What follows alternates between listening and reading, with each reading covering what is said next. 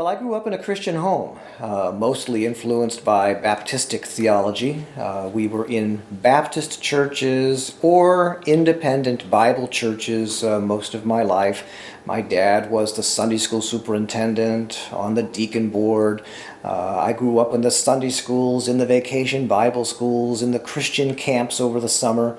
And really, all through my adolescent years, into high school, and after military, got married, and we were married in a Baptist church. Our kids were brought up in Baptist upbringing. I worked for one of the most well-known evangelical institutions in the country, the Moody Bible Institute in Chicago, a well-respected, revered education facility, but also publisher, broadcaster, etc. And so Orthodoxy was as far from my radar screen as anything could possibly be. I was the manager of Moody's Cleveland station for many years, and we lived near an Orthodox church around the corner from us. And we would drive by that church and see the strange-looking domes, and we'd always, look at each other and says, well, I don't know what's going on in there, but it can't be good. There must be something seriously wrong there. Roman Catholicism on steroids or something. We just literally did not understand or have a category for orthodoxy. So, spin forward many years. My son is at Wheaton College. Our daughter is at the Moody Bible Institute studying, and she meets her boyfriend who takes a class at Moody and learns through church history that there is such a thing as the Orthodox Church. And he attends, as a visitor, the Holy Trinity Orthodox Cathedral, OCA Cathedral, in downtown Chicago, and basically falls in love with it. He finds himself going every week, and he's dating my daughter, and so, little known to us, he's taking her with him.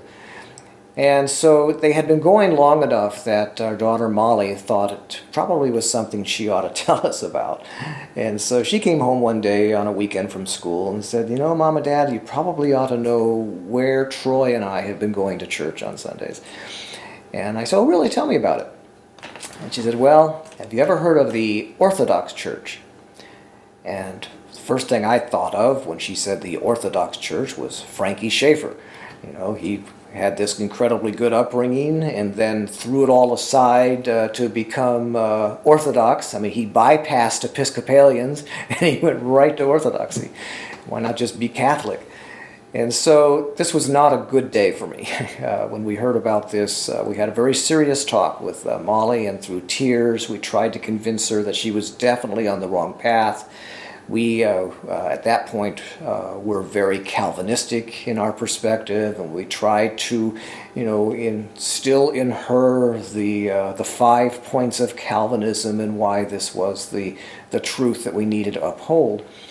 And she, while being respectful, was not buying it. She continued to attend. She was always very upfront with us, and she knew we were disappointed, but it was something that she felt she needed to do. So as the relationship grew, they both graduated from Moody, and a couple of years later, about a year later, Troy came to our house and asked for Molly's hand in marriage.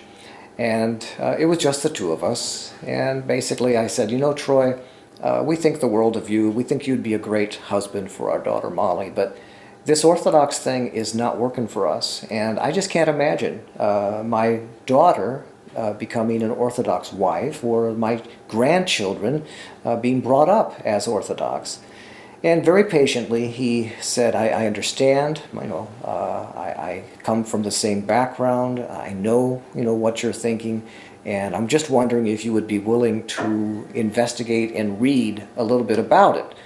And so I thought, well, yes, I think that's the least I can do. And of course I'm thinking I'll read his books, I'll give him my books, and we'll get him back on the right path. Well, so he encouraged me, first of all, to read Becoming Orthodox by Father Peter Gilchrist, and then The Orthodox Church by then Bishop Callistos Ware. And so we read both. Tanya and I read them together. and we found them very interesting, not necessarily convincing, but we thought, well, that's good. Here are some people who really took an honest look at what is the early church, and they went out to find it. And this is what they discovered. We thought we could shoot holes in it, but it was basically an honest search, so we respected that. And then we read the Orthodox Church, and we read both the history and the theology. And then I think I picked up The Orthodox Way by Ware, and I started learning a little bit more about the spirituality of the church. And I was very much taken, I think it's chapter 2 in The Orthodox Way, where Ware talks about the Incarnation. And that view, that glimpse of the Incarnation just struck me. I had never read anything like that before, how important it is, how basic it is, the physical coming of the second person of the Trinity, and how that changed everything, and what that meant. And so I really started going more down that path of learning more about the Incarnation and the implications of the Incarnation. And of course that started impacting my view of icons and my view of Mary as the Theotokos. And all of this time my wife is also reading other material about Orthodoxy, and we'd compare notes every once in a while.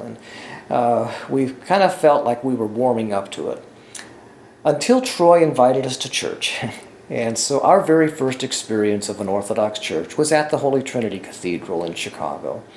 And we got in, and our son and daughter-in-law also came along because they apparently had been visiting as well. And we got our first glimpse and smell of Orthodoxy. And I'll have to say it was 2 steps forward, 3 steps back. We really were discouraged after that. It was so foreign to our ears and so strange that it literally scared us away. And so we had dinner afterwards. We went out to breakfast, actually, and we were talking about it. And I said, Troy, I don't get it. I don't understand what your draw is to this. On paper, it sounds good. Everybody wants to know what is the early church. But I've got to tell you, in experience, it lacks quite a bit. And, then I turned to Tanya and I said, Tanya, tell him, what were your impressions of it? And she just kind of looked very soberly at me and said, John, I don't know how to tell you this, but I think I have worshipped for the first time this morning. You're kidding. What church did you go to? Because that's not what I experienced. So I turned to my Wheaton son, Bobby, and I think, surely he's going to side with me on this. And he says, well, Dad, to be honest with you, we've been going with Troy and Molly for some time, and we feel drawn to this. So, my entire family is now against me. And, we left on a little bit awkward and tense terms at that point. But I continued to study. And eventually, Father Peter Gilquist came to visit Chicago, and Troy, our son-in-law, said, I'll go with you to hear him. He's going to be over here at All Saints Orthodox Church. Would you be willing to go with me? So we did. We went and visited, and here's Father Peter Gilquist with his big study Bible under his arm, talking like an evangelical. And, I recognize those terms that he's using. He's talking about a relationship with Christ. He's talking about, the Bible and the importance of understanding and knowing Scripture.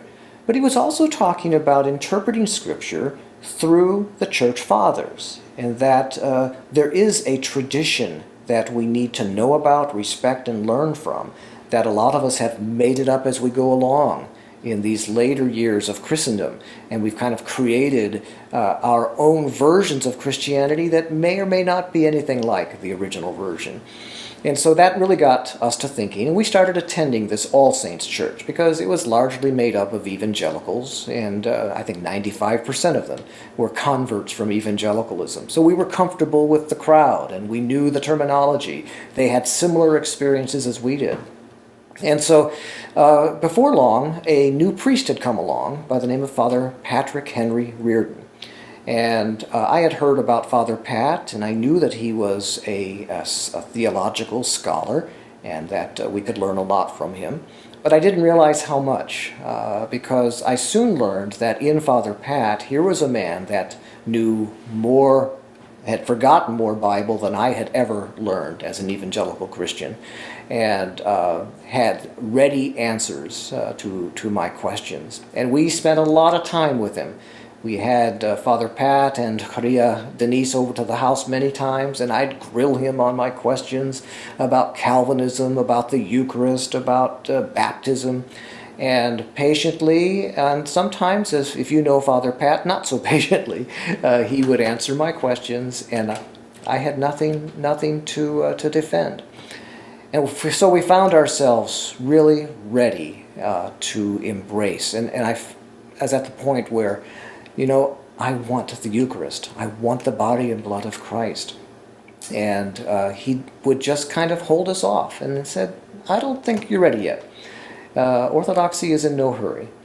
And that was wisdom that we needed to hear. And so we continued to be catechized really for more than a year until finally in July of 1999 we were chrismated at All Saints Orthodox Church, and are very thankful that we found the true faith, and that we feel connected to history. We feel connected to the Church of the Apostles and the Church of the 2nd century and the 3rd century. All of those centuries that we missed because we had started with the Reformation and moved forward.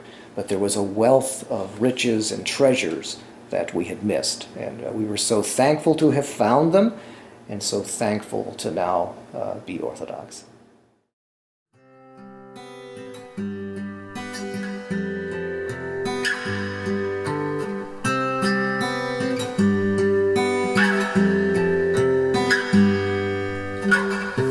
Did years burn out those words? Did a voice whisper absurd? Did your mind comprehend and ask if you'd last till the end?